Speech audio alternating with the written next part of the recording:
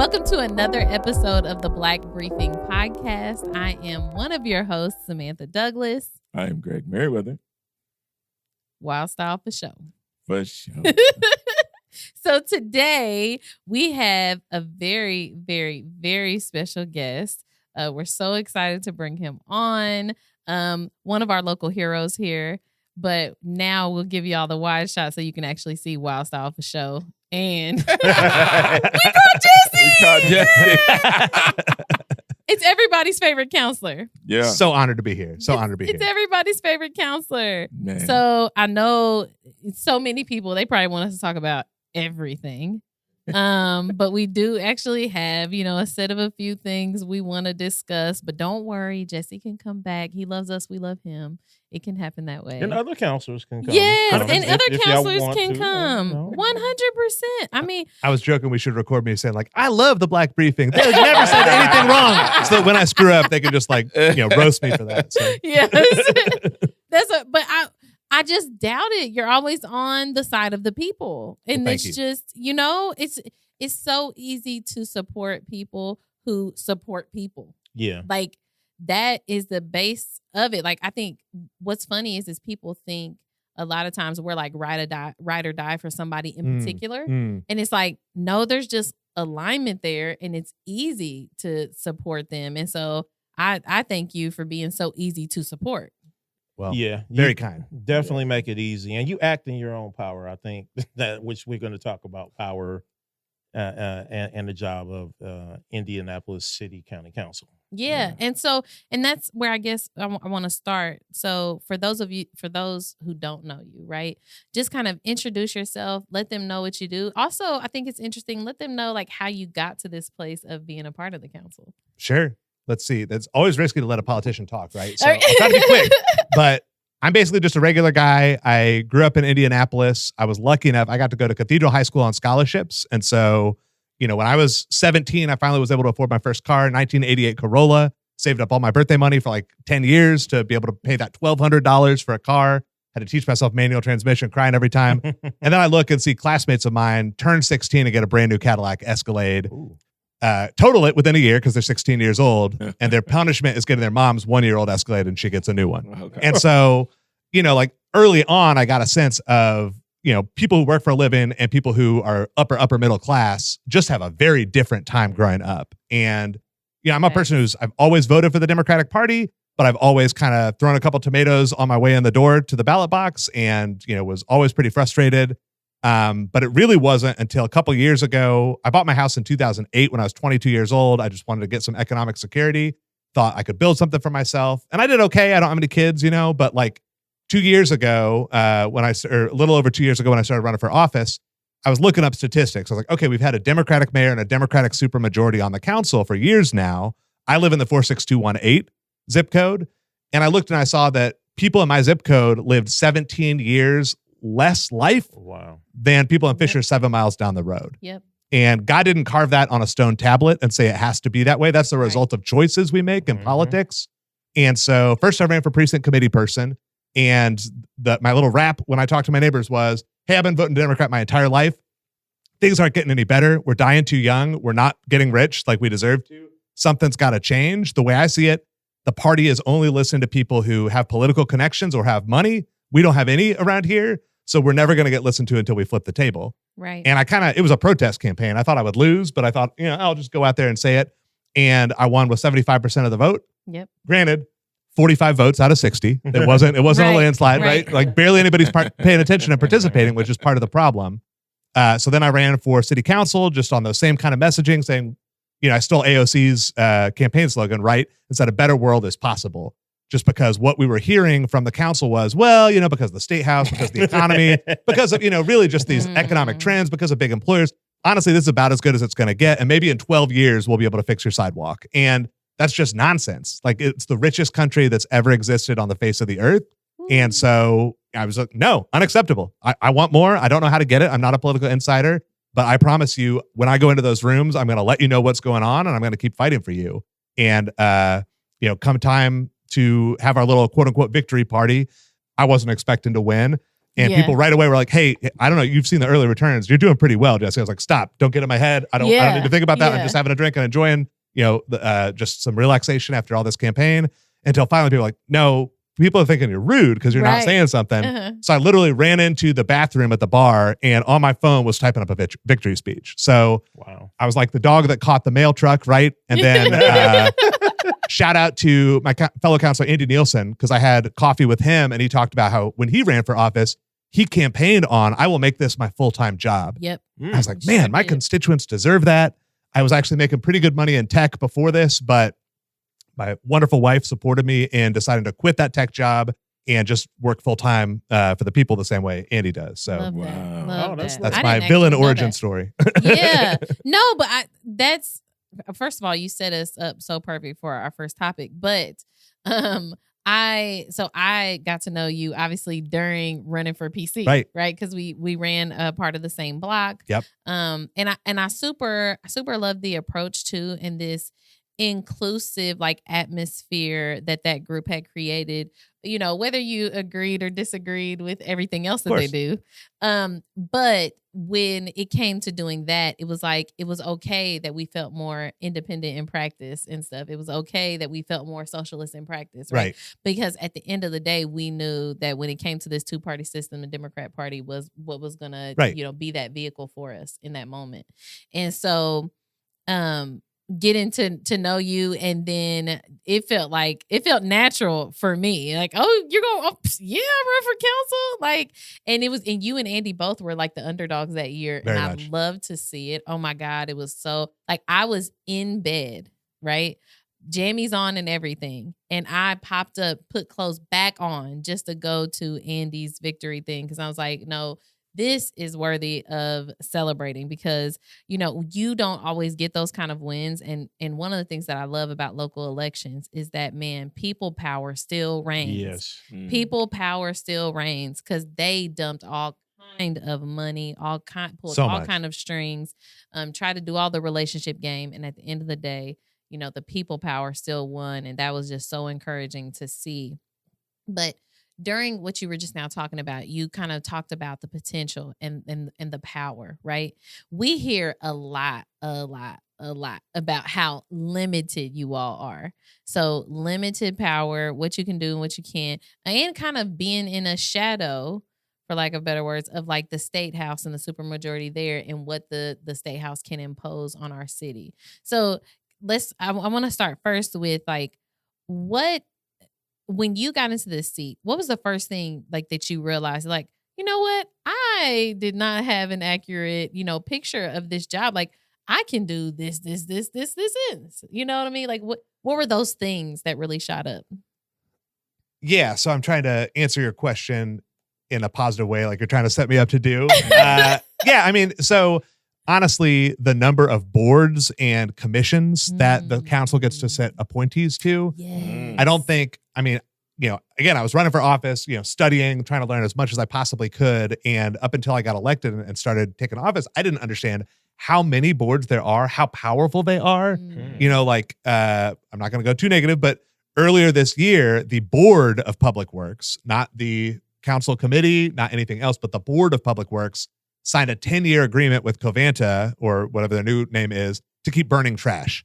And so that decision was made by this board. By the board. And to their credit, the council appointees were opposed to that. Yeah. But the mayor's appointees brought it on as a walk-on agenda item and got it through anyway. What? But there's still power in having board appointees who are able to make, that's a gigantic millions and millions of dollar contract. What's the breakdown of that board? I believe it's 3-2. So it's mayor's 3. Small. Yeah, the so mayor it's a small has board. 3 and the council has 2. I could get that wrong. I'll look it up. But it's something along those lines. It's a small board. Wow. Right. And so a lot of the decisions about how our city are run aren't even made at the council level, but they are made thanks to council appointees. Right. And so, like I said on the Municipal Corporations Committee, which I fought really hard to be given that committee assignment, and I'm appreciative of it.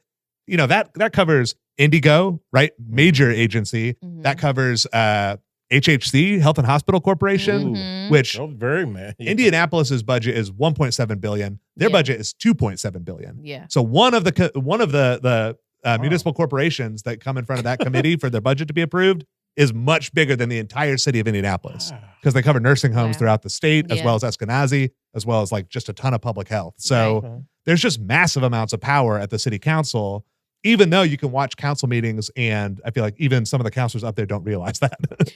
Well, I mean, no shade. I mean, shade. A little shade. Little shade. I was gonna say no. I've seen multiple panels from the city council president saying that there was nothing they could do about this or that because everybody needs to go vote and do something about the people at the State House. And I've always said, I remember I was sitting in the audience with maybe a member of the council staff one time, and I said, well, if he can't do anything, why is he there? Like, why for real. Why is anybody there if y'all know y'all can't do anything? Why But are you you- say they can. So I'm going to trust you, Jesse. That's a well, thank fact. you. And make me prove it, but like, so one other example is the city's budget, right? Mhm. So we are the fiscal body for the entire city, Yeah. and the council gets to determine whether the budget goes through or not. Yep. And again, you wouldn't really know that looking at how the budget votes have gone. Last year, some people showed a spine, and people affiliated with the Black Church Coalition, Yep. as well as me, as well as a couple of Republicans, Yep. ended up voting against the budget just because we weren't happy with the way it was set up. So there were 9 of us, I think. But before that, budgets passed unanimously. Yes. Or Except for with Ethan Evans was the one and person. boy, Yeah. and they gave him hell for that. Absolutely. They treated Yeah. him like a monster. Like only the devil himself Would no vote to this against budget. a budget. That's and y'all know I've said it on this podcast before. This is one of the things that I dislike about caucuses and supermajorities. They're useless because what they do is just kill that individuality, that individual choice, and what can best represent my residents rather than this whole Democrat like agenda that y'all think you have going on. It really does impact it because like, again, like you have somebody like that and he has to like disagree with the caucus too to make that decision, and that shouldn't be the case. He should be able to freely represent his residents in his district without having to be leashed or tethered to an additional group that didn't put me in this seat. Right. And I mean, like, I think that there can be some value to a caucus that is united in purpose and can move together, and you're not going to be able to pull somebody apart from that caucus. Yes. But you look at the soccer stadium deal last year, and that's not the way it works anyway when actually there's Right. money on the table. Right. So it only seems that the caucus is united when it comes to supporting the agenda of the powerful, right? Yes. So And that's why I specifically said a caucus in a supermajority, right? If there was more balance, the caucus would make sense. You can strategize all of that stuff. There's such an imbalance that the caucus is unnecessary. Yeah, you know, have all 19 it does is Democrats. yeah. And before that, 20 Democrats. Yes, That it would serve us much better if you guys split up within that caucus and had smaller caucus, so maybe a more progressive or socialist caucus rather than, you know what I mean? Because then what would happen is you would actually see what actually exists, which is this kind of traditional party aligned Democrat that's just always going to vote that way versus somebody who is, I'm out here, I'm learning, I'm trying to represent, blah, blah, blah, who's more progressive and trying to represent the people. So it's like, we don't get to see those distinctions though when they go all into a room together, decide one thing, and then come out as one big blob. yeah. and I think that's a disservice, obviously, to constituents. Like, I don't think Yeah. that needs to be said. And I'm in a room where I think we all agree on that. But I think it's a disservice to the party as well. Yes, it Because is. It is, the yeah. only wake up call we get is at an election where we've already lost, right? Yes. And I'm not at all trying to speak negative about an individual, but Councilor Zach Adamson, who I ran against, was one of my political heroes when he first ran. I think he was the first out, gay counselor at the Yes. municipal level in the state. Did a lot of work fighting for the immigrant community. Mhm. Like, that's how I first met him, was at a Yeah. big rally for Dreamers downtown. And, he was fighting with and for the people.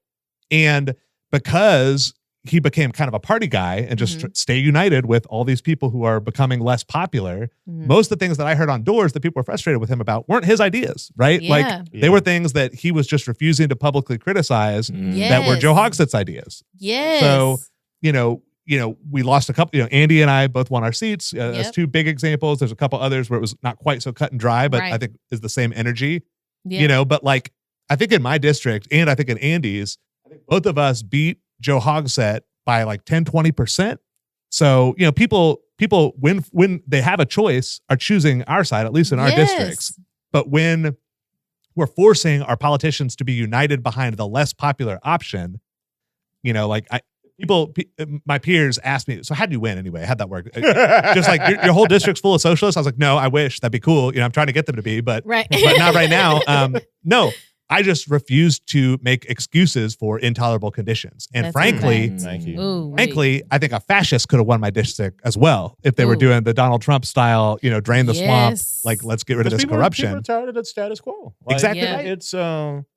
It's infuriating to have all these people, and they come around certain times a year. They want to get in positions where they can speak or be seen, and they want your attention and all of this. But then when they get in there, it's always the same story. Well, there's nothing we can do because the big bad Republicans will huff and they will puff and they will blow our house down. And it's like, well, that's a fact. Why didn't you tell me this when you first came out and was trying to get us to support you and all this and that? Like, huh?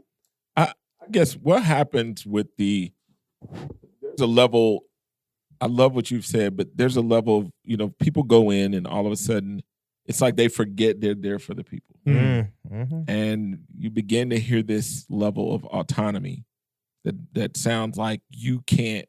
One of the biggest issues I face is being a person who has been critical for a decade or more. And those people in the council, actually, a lot of people felt like they could retaliate because someone did the third part of politics as a citizen. Yeah. They tell us to vet the vote, then hold the person accountable. That's right. And there seems to be something going on with a lot of the council where they all of a sudden get in the seat and forget the people. How does that happen in your opinion? And what can we do? I love what has happened in your career as a counselor. But what can be done to get more of them to realize that they're there for the purpose of their constituents? That's a really good question. I mean, like so much, it's a cultural thing, right? And partially, and I know we're going to probably talk about this a little more, but right now we have a part-time legislature, right? Sure. So almost everybody, it's noteworthy that Andy Nielsen was running on, I'm going to be full-time. There's only a few of us able to do it. Yeah. I think right now we are all white people with no children. Yeah. So what does that tell you, right? Like, it's people who already have power and privilege in society who are able to afford that. Right. Oh, I'm so glad that you said that. I just had somebody who watches our podcast, and I can't remember who it is right now, but was just asking about, are you aware of your privilege? Because they feel like sometimes they don't. It's like, oh, he moves in a way, and I was like, that just don't seem like that's one of the Marion County Democratic Party. Yeah, I was points. like, I done heard it. Jesse is like that, but I'm so glad that you just said that yourself. Look, unprovoked. Okay. I don't have any big health problems. I own my own house. I don't have any children. When people want to mess with me, because they do, and they've tried, there's not a whole lot of strings they could pull on me. Right. They're not going to put me in a position where now my kid's education is threatened. Right. And I've talked to elected officials at the state level, multiple of them, who have told me they have letters written saying Joe Hogsett needs to resign, and they've talked it over with their spouses, thought about their kids, and they've decided they can't put that letter out there yet. Wow. And these are both the people I'm thinking of are white people. Yeah. And so looking at our racist society, anybody else who doesn't have, an absence of melanin is going to have even more. Our people of color. Yeah. Mm-hmm. There's a lot more that they would be asked to sacrifice. And I'm very, very aware of that. Yeah. So it's in their best interest to go along to get along. Yeah, go along to get along. And you can make the argument, oh gosh, well, and I had, so after I got expelled from the caucus, I reached out to my constituents. I was like, what do y'all think? I don't regret any of the things I did that got me to this point, but I really hate thinking that you all might get worse representation or less seat at the table because of this, right? So I got, no joke, about let's round out and say 500 people reached out about it. 496 said, keep fighting, F them. Oh my God. 4 people that were like, hey, I'm really upset. You shouldn't have done this. I think you should have played ball nicer, And so I sat and had coffee with all those people because I want to learn and figure out. And, one of them said, well, look, now you don't have a seat at the table, and what progressive policy are you going to be able to get passed now?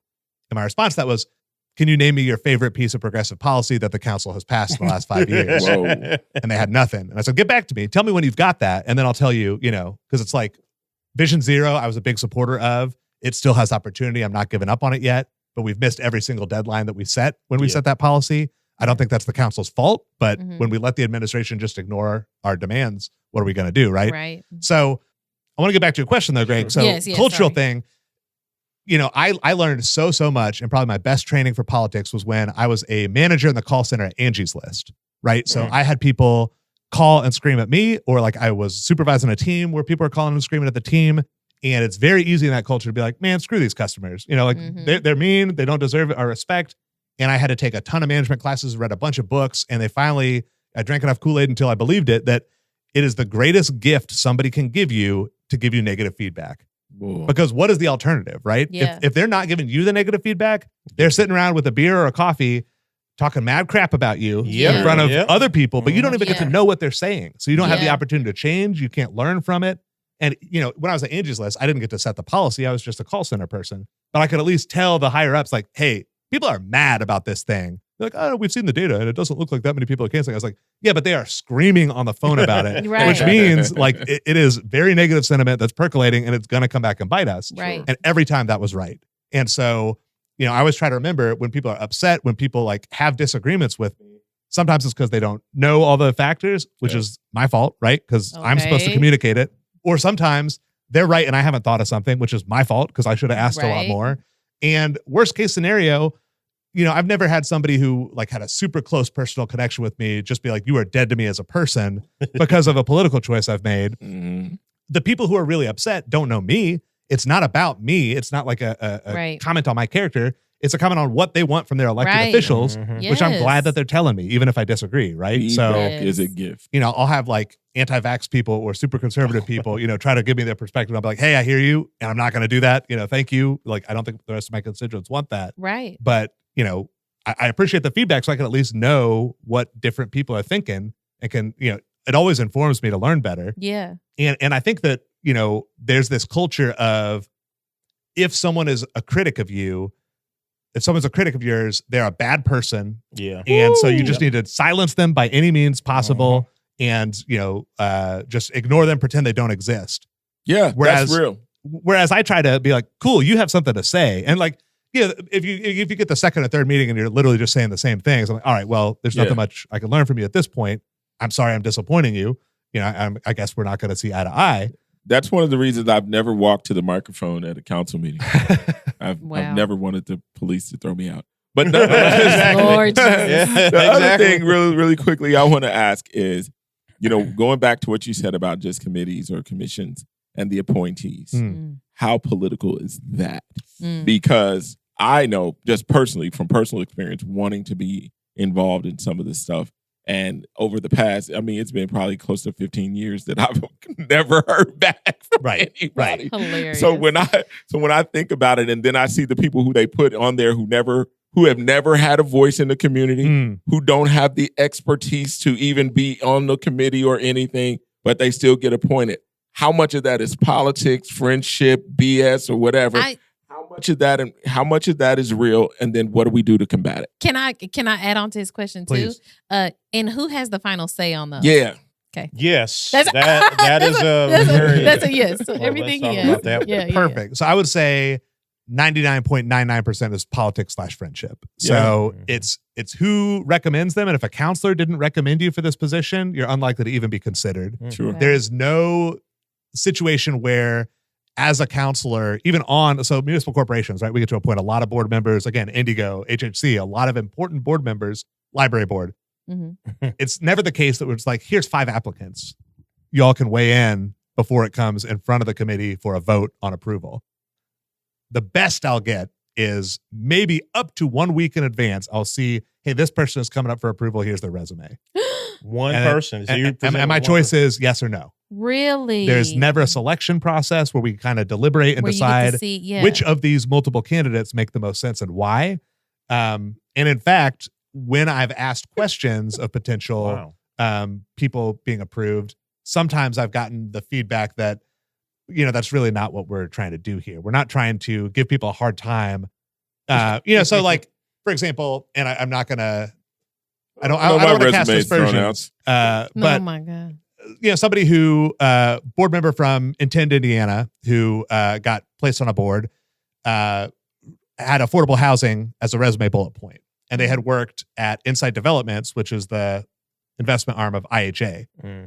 And so I was like, I don't think this is your fault. And I still don't think it was this person's fault. I said, I've been told by 2 different federal HUD officials that IHA is the worst run public housing agency in the country. Jesus. You have this as a resume bullet point. Can you talk to me about what you learned or like what, I'm going to bring it up, and afterwards I was like, hey, because I got feedback like, oh, that person, you are dead to that person now. Yeah. I was like, I still voted to approve you. You answered the questions well, but I think that at least deserves some answers. Yeah. It's like saying, but this is, and this is an extreme example, but at the same time, it's like somebody having on the resume that they've done like community engagement and like had town halls and stuff, and then you see that like it's in conjunction with or a contract with the Ku Klux Klan, and then like you're asking, right? Can you explain? Yeah, it's like can you explain like your contract? I'm not doubting, what you did right. there.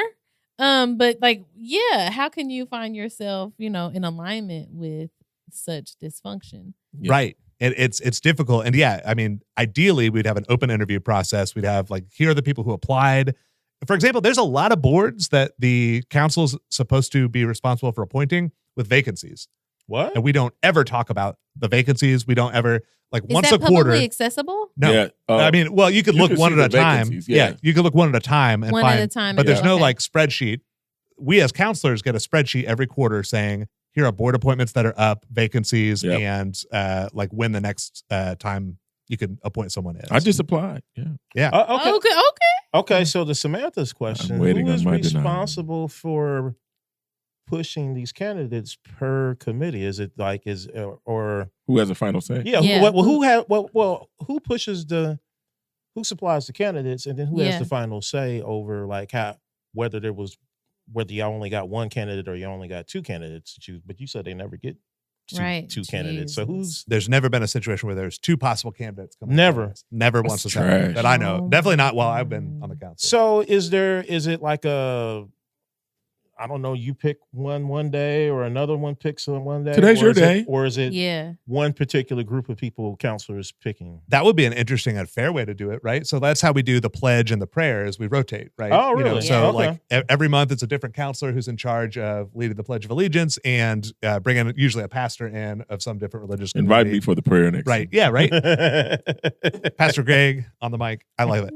But so that's a fair way to do it, right? That's not what happens. Okay. Right. As I'm sure you're shocked to hear, Wildstyle. But so what happens, again, everyone's going to be shocked by this, but we have backdoor conversations that are not accessible to the public at all, not accessible even to the full council, not even accessible to the full Democratic caucus, where we're all talking about that together as a strategy. It is an individual. And the more powerful you are, meaning you're a committee chair or you're, long-term, established counselor, or you are the president or vice president of the council or the majority leader or minority leader of the council, then you have a lot more ability to, have a quiet word with usually the council president to say, hey, we want this person to be appointed to this board. Can we make that happen? And then there's some hemming and hawing. I've never gotten somebody I approved even put up for the possibility of a vote. So I wouldn't know what that hemming and hawing actually looks like. I have recommended people. So you're on. So the final say is the president? I mean, technically the final say would be the committee chair, but I've never seen the committee chair bring somebody who I've heard the president has a problem with. Okay. So So they during the hemming and hawing, they work that out. Okay. Right. Okay. That is crazy. Damaging is that to the general public? Yeah. They don't Because if I'm not present getting the even right people, another option is insane to me. Yeah, and you don't. but if even I'm not have getting the to. right people in the right position doing the right thing, how damaging is that to the general public? Because if I'm just saying that's my guy who has no credentials, but here's a person I don't like who has all the freaking credentials. How does that? I mean, but that doesn't that should happen. not They be. don't even get that option. They don't even get that. That should not be. Well, like, how damaging is it? Here's an example that'll answer that question, right? So if you've watched Public Safety Meeting, not last night, that was another one you should watch, but from the week before, Michael Paul Hart brought 3 different amendments. One of them was about the General Orders Board, right? So we are, I think, unique among cities our size in the country that has a civilian General Orders Board. Yep. Yes. So the civilian oversight of the police. Sure. Yes. Right. So when The IMPD board, wants to change their policy or when we want to change their policy, civilians have the final say on that, which I think is a hard fought victory that we need to protect. Yes, it is. Republicans were able to kind of tear the General Orders Board apart because not the current board is functioning well, but the previous board failed to meet quorum on several occasions. I remember that they just wouldn't show up, and I didn't understand what was going on with that. I don't either. Right. And so that just makes us look bad. And so now the Republicans are saying very openly, like you can watch the recorded meeting. They're saying you have two choices. You can either accept our amendment, which turns it into an advisory body. So the chief could just disregard that. Or we're going to go to the state house and get it passed to abolish your General Orders Board and just give the police full authority over themselves with no more civilian oversight. And so again, are Republicans going to give bad faith attacks? Yes, of course. But we're playing into their hands by creating this system where they have a legitimate, that's a legitimate complaint. Right. I've heard too that, so I don't know, not specifically about the General Orders Boards, but I've heard the General Orders Board, but I've heard about other boards, especially that we got like civilian majority in, because there's several of them that we have a civilian majority in, that the workload is much more than folks expect, like a lot more reading, a lot more, getting into the weeds of things. And I'm wondering, do you suspect that that's the case with the Go Board? Is that it's some of that? So I think a lot of times we create structures that theoretically could work, but then there's no systems in place to back those people up, right? And help make them successful and hold them accountable when they're not, right? That's like what it shouldn't I was be the wondering. case. You fail to meet quorum one time, and the council should get involved and say, "Hey, what help do you need from us? Can we get council staff to help you with this? Can we, do you need to step down? Can we replace you sooner rather than later? Stop this from being an embarrassment to the city and a detriment to the constituents, right?" But how do we improve that? Because that's what I was wondering. Is like, how can we one, give people a better idea of what these positions look like before they get into it, so they know the commitment that they're making, and then two, how can we support them once they're in the role to make sure that they're successful in these roles? I think the other thing is, though, a lot of our citizens have no clue that these people are who these people are, that the boards even that the boards exist, so on and so forth. So it's almost like there's a small group of people that know that, I can go be this or do this. And then those are the people, and they probably only know this because they're connected with some counselor at that point. So they know, hey, there's an opportunity. But the general public, the vast majority of the general public have no idea that the city has these type of mechanisms that are making decisions in this city.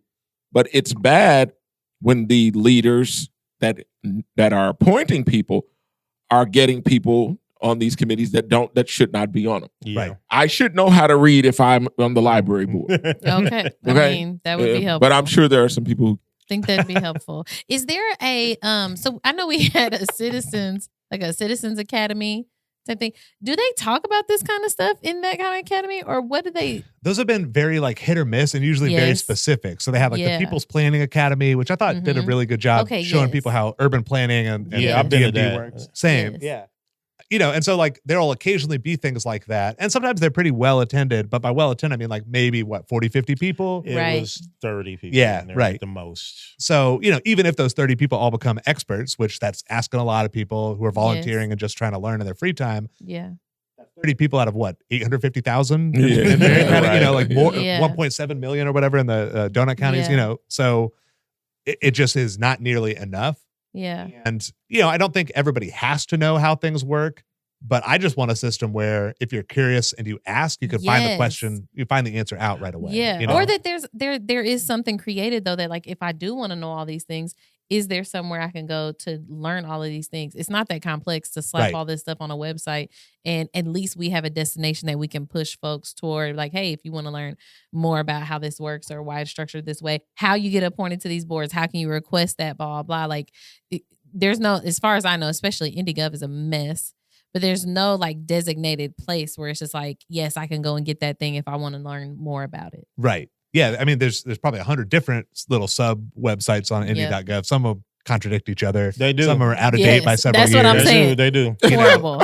So there's no source of truth. Like, where's the real stuff happening? I can search stuff in the IndyGov website specifically, and it won't come up. Right. It's like a certain kind of like keystrokes that I have to go through. Google like a search is steps. actually better for searching stuff on the I IndyGov website. Honestly, I found the same thing because you'll find it, but if you go there, you won't find it. I should do that. I should just Google it. Now, I have a series of questions about yes information and the power, because like knowledge is power. That's Yes, right. it is.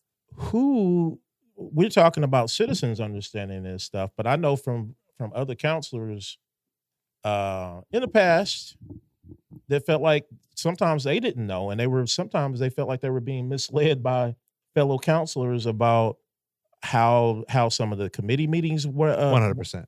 okay, what the actual responsibilities were, the budget. And feel free to tag in, but one of the big things right now is the budget. Does the city county council have its own budget people? Like with Congress, they have their own people to look at that budget because not everybody understands finance. Right. Very true. The city council have its own people to look at the budget and explain this to all the counselors that do not do finance, which is most of them. We do finally this year for the first time. So Oh. we have our CFO, Candace Harris, who was formerly at Mesa, so the 911 dispatch agency, came highly recommended. She's been doing a great job, in my opinion. But this is the first year we've had that. Really? And let me tell you why this is the first year we've had that. Is because last year, how much do I want to blow up individual people's spot? Probably not much, but let's put it this way. Again, Councilor Nielsen is like a policy wonk, right? Yes. Genius, Yeah, he super understands smart. the budget. He understands the budget He's the more first than anybody call I else on make there. when I have 100%. questions. Mine too. Yes.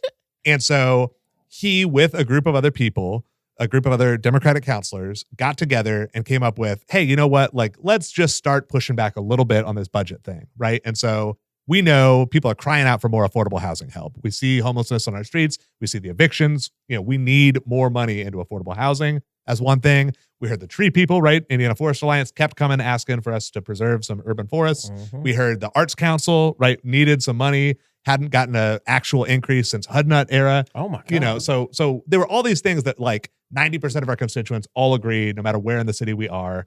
So we came up with a potential budget amendment package that would move 1% of the budget. And all it would do was take it from fiscal reserves. So this is getting way in the weeds and wonky, but Oh, it's okay. Go ahead. we have a rainy day fund, Uh-huh. basically, of extra money that isn't assigned everywhere, which is Mhm. smart, right? Because anybody Yes. who's done their home budget knows sometimes, Yeah. crap hits the fan, and Yes. you have to be able to roll with the punches and have some money to pull from. Yep. And you shouldn't borrow all the time for that, right? So we're setting money aside. We have X amount. We passed a statute, I want to say in 2019, saying we actually have to reserve even more than that. Mm-hmm. And then we had even more than that set aside. And so we wanted to move some of that still above this statutory by a long shot. So we're still having plenty of money in reserves. A big rainy day fund for the city Right. budget. Right. Okay. And we thought it is a rainy day today for the people who are homeless. That's It is a rainy day Well, yes, it today. is. So we need to start Right using there. this. Woo. So came up with this nice color-coded spreadsheet, looked beautiful. Again, we actually hired a consultant, a former controller of the city, Oh wow. to help us last year. Came up with this. Some Democratic counselor leaked it to the administration that we were working on this. They came into and I wasn't part of this meeting, but I've heard it from multiple people who were, so I feel safe in telling secondhand stories. Mhm. Dan Parker comes into that meeting with the controller at the time. Now, Dan Parker Sorry. is the mayor's chief of staff. That's right. He took over for Thomas Cook. He's Mayor Junior. Right. Yeah, Mayor he- Jr. Yeah, is Mayor right. Junior. He comes into this meeting with the counselors where they're supposed to be negotiating this and say, hey, somebody leaked your story to us. We understand you were trying to do this. I'm offended by that. And so here's what we did. We reached out to all the different organizations that issue credit ratings for the city to determine like how expensive it is for us to borrow money, how much we make on our investments, et cetera. And we told them at this point, the budget is locked in stone. And if you see any deviation at all, you should lower the city's credit rating. Checkmate. Like those are the words I heard. Checkmate. What? And lowering the credit rating would make borrowing money exponentially harder on taxpayers. Right. This would be a On tax. huge detriment to average people. This isn't just some like wonks are the only people who are going to notice this. They're holding us hostage. It was playing chicken with the city's Basically, budget, with the fiscal body. Walks in with the suicide vest and it's like, Yes. you want it? Right. You want it? That is the Oh, vibe that I my heard. God. And Wow. until I was kicked out of the caucus, I wasn't allowed to talk about that. So Yeah. I'm sharing with y'all because Yes. now I'm allowed to. Yeah. because Thank I you, can't. Vop and Maggie and Mm. everybody else involved in kicking him out of the caucus. Yes, Yes. for allowing the get people to hear. That Thank is you. So, Good job. insane. the- I don't only- understand how that works. Mm. I just don't understand secrecy in public policy. Right? I just you don't don't understand it, or Well, no, I don't. I don't understand how you speak for me and I don't know it. Right? That's the best way to speak for people. I was gonna say, because you be complaining about what they said. I get it. I get that it gets done. I just don't understand it, which takes me back to this autonomous thing. Because I'm like, what do you mean there's this meeting and it puts us in jeopardy and this person is sitting there operating on their own and doesn't bring that information back to the people? Right. Yep. That doesn't make sense to me. And I think that if there's it doesn't make sense to you. That's you're still thinking this is a seat that they actually believe they serve people in. Exactly. We're saying the same thing. The mayor's chief of staff indulging in financial terrorism with our taxpayer with the fiscal body. Yeah, with the fiscal body that's supposed to be over there is definitely diabolical information that needs to be out there, and it also shows the complexities, or not the complexities, really how they're used to dealing with city council. This is also an example of how transparency can help. Right. Mm-hmm. Because if residents knew this, they'd be outraged. Mm-hmm. They should be. You know what I mean? Right. They would be able to just, as these things are happening, right? Because if this is, Dan Parker doesn't come into a committee meeting that's being recorded saying that. Oh, no, of course. You see what I mean? Right. And that's what I'm saying. Like, this is why, like, the push to make these things more public helps everybody. Right. It helps the counselors. It helps the community. And it's only bad for these bad characters that want to operate these ways. Right. Right. Because I pushed at the time. I was like, wait, what happened? Why are we not, like, talking to Mirror India, making that the headline story tomorrow? I mean, like, people, like, how bad would that look? Like, we have all the cards here because they look terrible, you know? Yeah. Or we just put out our budget amendment and be like, bet, we've got our article ready to go, you know? Yeah. And the worry was, because the mayor has all sorts of financial people on staff, and we had one part-time person we were hiring on contract, maybe there would be problems with the specific way that we set this up. And they'd be like, this is amateur hour. These part-time legislators don't know what they're talking about. They're trying to, ruin our financial stability. And that's actually going to be more damaging. And so there was worry about the optics and whether we could trust our own numbers. Yeah. I think our numbers were just fine. I don't think that the city's numbers are all that, for what it's worth. But that was the concern. And so that did at least lead to us hiring a CFO so that we can be a little more sure of our footing and make sure that we have the juice to push back. What's interesting about the amateur hour stuff is that I trust so many more of y'all than I do them. Right. Yeah. Well, I mean, anybody, I mean, I think, like, explaining it's hard to explain, and I'm not a financial person, but the bond rating of the city, I recently posted a beautiful picture of the Hotel Signia that they're building downtown. That is financed with it's a $600 million hotel. The IBJ said it would be over $1 billion in city financing. Like, this is what it's costing the city to do this. When you have the mayor's chief of staff come in there with a suicide vest and say, well, we're going to blow all this up unless y'all go along with it. That means that stuff like that, which, again, I didn't ask for a hotel, but I guess Visit Indy did. Now we talking about the cost of the city being like $1 billion. It might be $1.5 billion. Right. Just more interest payments. And that's my money. That's right. That means we get to use the Our presidential suite and whenever we want to. Maybe that's it. I'll be there. Maybe like the Jacksons. You know what's funny? I talked to a counselor specifically about that and asked, what does the community get out of this? Okay, you're telling me that no isn't possible. Like, you're already too invested, it's too far gone, whatever. Okay, so then now next step is, what do we get from it? What do we get out of it? Nothing. I asked I talked to two counselors when that vote was going through, and I said, are you getting something for your districts? No. And they just gave me long roundabout answers, saying, no, we're actually getting nothing. Right. Nothing. Right. The two things that I heard that made some sense to me is, eventually, after the revenue bonds are paid off, the city owns the hotel. So that's actually revenue coming in onto the books that we don't have to pay bondholders anymore. And then we can use that for things like affordable housing, et cetera. I got one on that because I have a financial guy, and he said the terms of it was that they would likely, was it Hilton is operating, that the clause was in there that the Hilton could basically buy it for wholesale.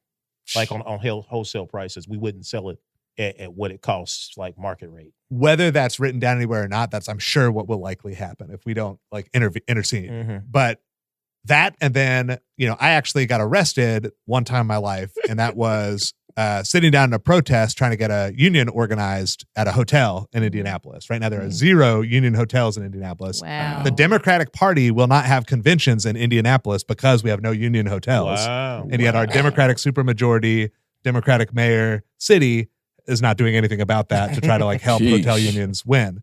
So what I was told behind the scenes is, well, this will be an opportunity. I heard it'll be a lot harder to stop a union from getting in. But my good friend Robert Hughes, who might be running for council, I hope he does, is a shop steward with Unite Here, which is the hotel workers union. And he's been the one trying to drag Unite Here to these tables because he said, no, we haven't heard anything from the city of Indianapolis. That's crazy because I was told by somebody, oh, no, we're going to get this as a union hotel. Oh. Maybe that's the hope. But I can tell you, they do not appear to be talking with the actual union who would do it. I was told, oh, no, this is going to be a union hotel. Oh, okay, well, that's cool. Interesting. Right. Interesting. It still will be. Mark my words, we're going to get it done. But it's not because we're working really hard But behind the scenes. But at the time, they were not even talking because this was, I engaged in several conversations, and so that's interesting. So you just gave us a little piece of how these threats are made, at a local level. Is it realistic to say that the State House really is interested in cutting you all back to just 9? Is it really and I guess let's take a step back and talk about how we got there to that 9. Sure. Let's talk about that. Yeah. So like everything, you could look at the redistricting maps that they're proposing. Like everything, it's just pulled out of somebody's butt, right? So it is just a totally made up thing. There's 9 townships, so I guess there's some, Yes. But it's just somebody came up with this idea. Other people keep talking about it, and now it's a thing that we talk about. Same reason we have 25. There's no real reason there should be 25 counselors. That was just a number somebody made up. There's no real justification I've ever seen. So I heard from a very reliable source on your body that the 9 would come from I think that's roughly what Columbus, Ohio has, which we're almost identical in population, and they have 9 full-time counselors, and that if to raise the counselors' pay to full-time, they would go follow that model. That could make sense. So it's all assuming good faith arguments, which is a bad thing to assume from our state government. And I've learned just right now that some of the conversations I've been having with your colleagues are not good faith. Or they might believe it and they shouldn't, but I could tell you, last big Democratic caucus event I went to before they decided I was no longer invited into that caucus was late January. And we had all the Democrats on the council there, except Frankie Muscari couldn't make it, and Ron Gibson didn't come. Hanging out with the mayor. Yeah, that's exactly what. But we need to add him to all the rest of us were there. We need to add him to that picture. And we were united around a couple things. One was agreeing we were not actually as effective as we needed to be doing our jobs based on the current setup. Mm-hmm. And then the other one was agreeing that IMPD absolutely too much funding based on what they're able to do with their current staffing level. That's every single Democrat. That's not the progressive wing. That's not the crazy socialist Jesse Brown. Every single person was saying that behind closed doors. Frankie wasn't there. Ron wasn't there. Yeah. Everyone else was there. Nobody said a word saying that's not true. Well, it's not valid because Frankie and Ron weren't there. Right. So they're a powerful force that's holding the rest of us back. Yeah. No. So, there's some acknowledgement of political realities that people just think optically they can't get away with saying. Yeah. Right. And so, as part of that conversation, we did talk about this. Right. And so we talked about, should we try to push for full-time pay? Because we could do that at the municipal level and try to change the composition. Even if it still says in the statute it's part-time, we could make the salary such that people could just work full-time, right? Right. That's what a few of us are already doing. But the concern was, and I think it's a valid concern, Republicans would use that as an excuse to say, oh, you're admitting that you can't effectively do your jobs. We'll fix that for you. And try to redistrict for us or set things for us that would eliminate counselors they don't like. And there's precedent for that, right? We used to have at-large counselors, and as it turns out, they weren't big fans. It ended up being that the at-large counselors were the more progressive ones. And so they were the ones fighting the State House most openly. And so the State House was very explicit about, we are taking away your seat, and this is a lesson to you about what will happen if you keep fighting us. But I will say the at-large counselors were put there to keep Republican control in the beginning because originally when you had Unigov and you had all these at-large councilors, most of the rest of the county was Republican. That's right. Mm-hmm. And so when it finally flipped to where Marion County is like, it's not just blue. I mean, it is deep royal blue, socialist, Right. More so than a lot of your colleagues Sure. want to admit. Now those at-large seats became a liability, and so they took them away. Mm-hmm. I don't see a big issue with that. I think some of the at-large councilors at some point weren't doing a whole lot, just like a lot of councilors aren't doing anything right now. And I think I expect full-time results. And so I think y'all should get full-time pay. And this is how the conversation came up about how I learned about this. Is like, I have expectations. You know what That'll scare some people. What makes me curious? Well, and I'm probably gonna scare them more. What makes me curious is what happens if we go to 9 full time? Probably a better run city. Because this is the thing. We are always so anti-change, anti-change. But I'm one of those people who's like, is it working now? Right. It's not. Can we roll the dice and see if something else works better? I think we have to look at the problems, the systemic problems that we're having in the city. And all of our dealings with our city councils, we know that many of them are uninformed about what their job and responsibility. I have emails to show that. And strategically not educated. Facts. Yeah. The ideal that you bring in people that this is their full-time job to manage a city that's got a population of nearly 1 million, it makes sense. It just makes sense. Yeah. I think the structure works better. Yeah. I mean, the conversation in January was, they're going to cut it down to there'll be 9 seats for us to compete about. Yeah. You don't think you'd win your seat? Exactly. That's what it's about. No, really. That's I mean, because you imagine there's only 9 seats and somebody votes Ron Gibson in. And stop. They don't. You don't. It's not happening. No, and I think too. I don't hate it. I don't either. I don't hate the idea. I don't hate the idea of it. I think right now, because I mean, one of our counselors is making $185,000 in their seat outside of the council seat, and you think she's in there worried about your best interests? Right. Actually, that's only one job. That's on the lower end of the because there's a certain committee chair that is a millionaire now. Yeah, yeah, and so that's. And to that point, it's just like, I think it makes us pickier. And I always say in Indy, in Marion County, we get to be picky because there's so many Democrats. We are royal blue. We are royal and blue. all this mess, like this is always one of the things that people would try to say about Jesse is like the rest of the city is not that left, or we don't know what's going on. They voted in a known socialist. Like they knew what you were about. You didn't come out like a surprise. I'm a socialist. Now that I'm thinking about it too, just like with the redistricting stuff, right? Republicans saying that, hey, you get a counselor per township is also very detrimental to them. It is. Because what do you get, 1 counselor out of that? Right. Yeah. Right. So you go from having, what do they have right now? 6, 5? 6. Yeah. You go from having 6 of 25 to 1 of 9. Right. They would have to weigh that too. I like it. There is no way that you can gerrymander Marion County to get Republicans control of it on the council again. It's no way. That's intriguing. So it's about saving people's jobs. Many of who don't even do part-time. I'm gonna be honest.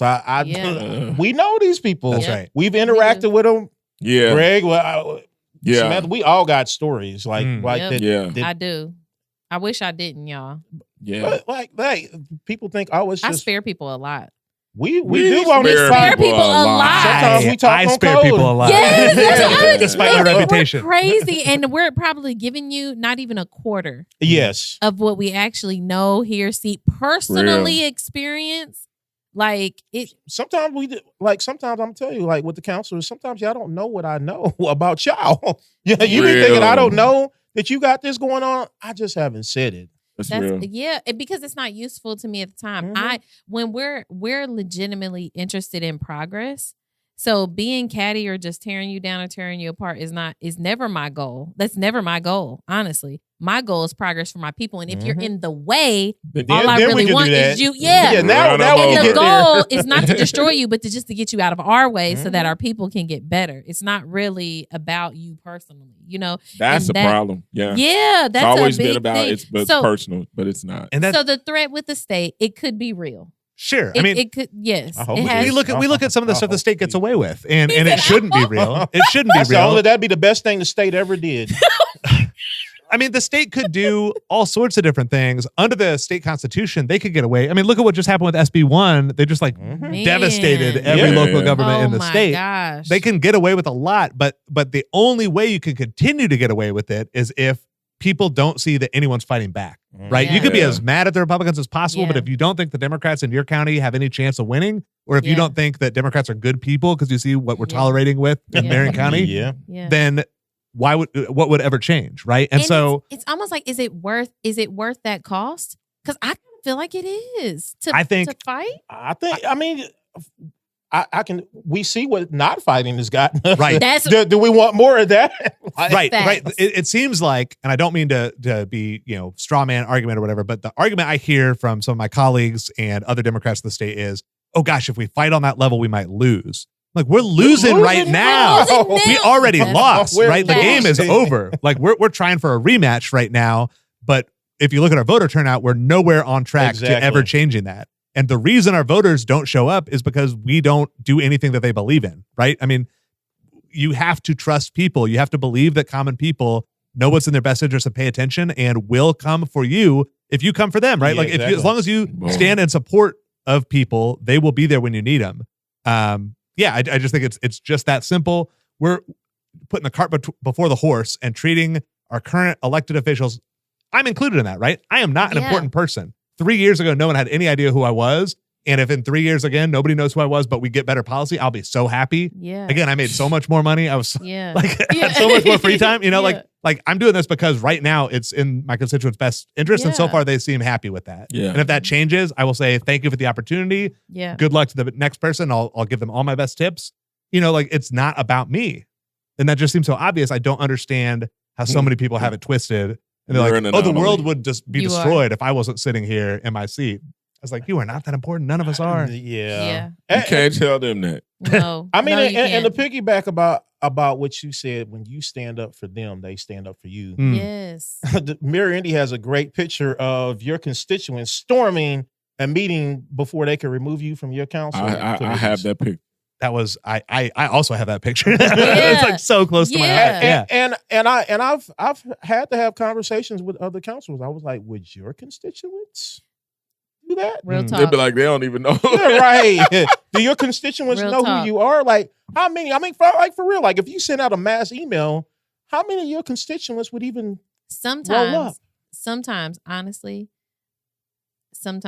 I'm so happy that Andy is my counselor because he's also sometimes my scapegoat. Mm. Like, oh, not my district. Can't. Yeah, because you have a great counselor. as boy, well. because I be wanting, because I be ducking and dodging them like Money May because some of these folks, they be wanting you to defend it. And it's like, I can't.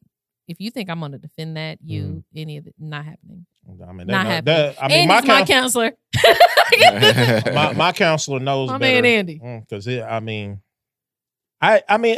that's one of the things I believe, like they, especially with the administration and local party, they exist in this thing. They almost read the polls like the Trump administration, and they think and so they kind of put out these leading questions and they get these leading results, and they're like, well, see, people don't care about this and that. Well, then why is voter turnout so low? Yeah, that seems Yeah. weird. Why do y'all keep Yeah. losing? Like anytime you go outside of Marion County, and don't act like the Marion County Democrats don't control most of the state Democrats. Like y'all are responsible for why the Republicans have a supermajority in the state house. I think So- running unopposed gives a false sense of power. It Yeah. is, Ooh. yeah. I think that when it's all said and done, when you have no competition, it's like I've never seen so many people happy with getting a blue ribbon when racing no one. Boy. I Blue ribbon. won. You only Racing raced no yourself, one. Racing and you no had a one. worse time than the last time. That's a fact. What? What's this freaking You ain't even beating Pour yourself. champagne all over You yourself. didn't even beat yourself, fool. You had Because they're happy they had lower turnout. It was easier to predict and easier to control. Right. Yeah, it's Like trash that is bag. the goal. Okay. So before we get out of here, because I know we went way over, way Oh, man, longer we than did, we were didn't we? going to. I was Yeah, hoping we we got would. into Oh, it. my goodness. I know, we got into it. We got to bring him back. But yes. So what's I don't know. I kind of want to give it to you to see what we want to talk about, but I also want to hear like in what ways can counselors do you believe, or in your experience, can counselors better leverage their power? One, and then part B is how can we push our counselors to use their power in that way? There you go. I think first counselors have to understand what their power is and where it comes from. And in a democracy, it comes from the people. It comes from their constituents. Yes. So if they're talking with people, if they're in all these fancy, like, I'll pick on him a little bit, but Ron Gibson talked about like one huge perk of the job, which he's not wrong, is you get invited to all these fancy parties and you get the canapes passed around, and like you get to be somebody important in those rooms. If y'all don't get his bald head out of this office, I don't know what. I'm so sick. Brightwood, stand up. But that's not the power, right? That's the people leeching off the power. The power is your constituents. And so when you don't make time and focus on your constituents of what they want, you actually don't have any power. You're on borrowed power until the next election, as long as somebody actually runs against you, right? There you go. So as long as you stick with your constituents, nobody can threaten you. I mean, like, think of what I've done against this mayor. I've stood outside one of his fundraisers holding a big sign that said shame and got it on the media. And my district still is not getting, like, it's not getting, defunded or developments aren't getting chased out of my district. Because call out the boogeyman. Right. Where's he at? My constituents have my back and they can't spread lies about me because I'm always talking with them. Right. So if all of a sudden, for the first time ever, the mayor has something to say about me, and for 2 years I've been talking to them every week, they're not going to listen, right? And so you actually have much more power when you stick with your constituents and talk with them.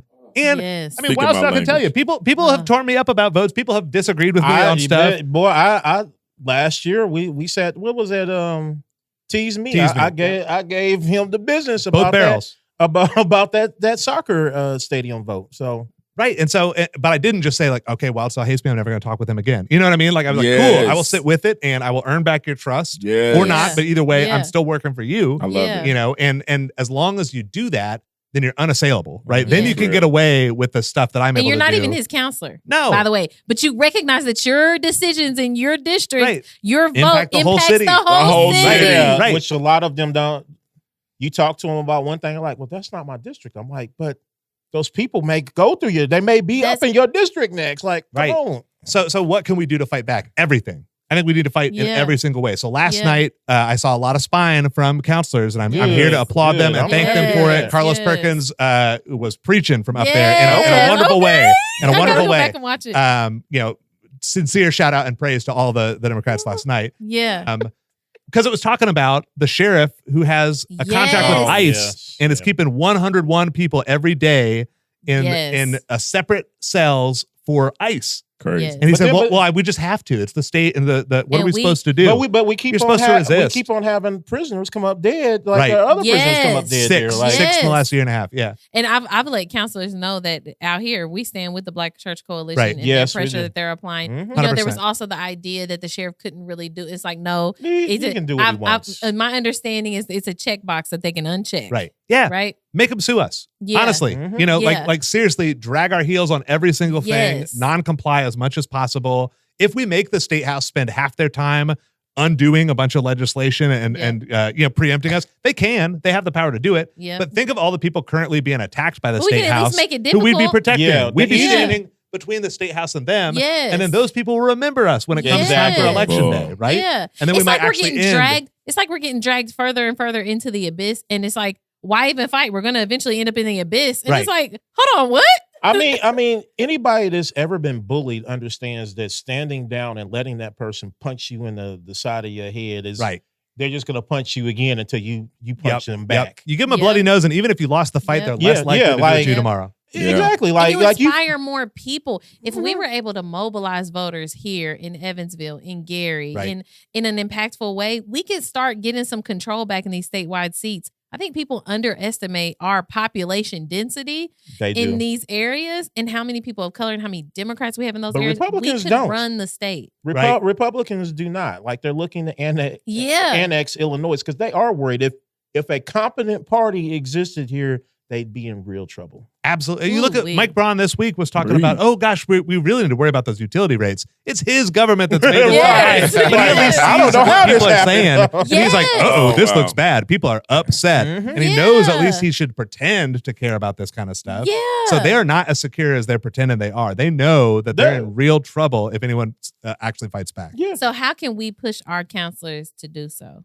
Talk to them often. And, Mhm. when they don't respond to your emails, when they're slow to respond, just like, hey, I expected better from you. What can I do to help you do your job? Like Mhm. give and take, get the carrot and the stick, Yeah. right? Because if you're just like always being an a-hole to them, Yeah. they're Yeah. gonna, okay, well Yeah. then I'll ignore you. People are human beings, Mhm. even if they shouldn't.